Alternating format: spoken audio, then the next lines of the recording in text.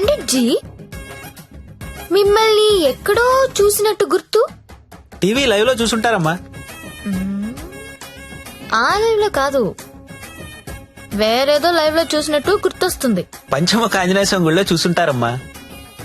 మీరు కంపెనీకి ఎప్పుడైనా వచ్చారా? ఏ కంపెనీ? గంగాబాయ్ కంపెనీ. ఆ రామ రామ, నేను గంగాబాయి కంపెనీకి రావడం ఏంటండి? ఎవరండి ఈవిడ? గంగాబాయ్ కంపెనీ అంటే ఏంటో మీకు తెలుసా? తెలీదు కానీ ఆయనకు అర్థం అవుతుంది నేనేం మాట్లాడుతున్నానని. అయ్యో, నేనెందుకు వెళ్తానండి అక్కడికి?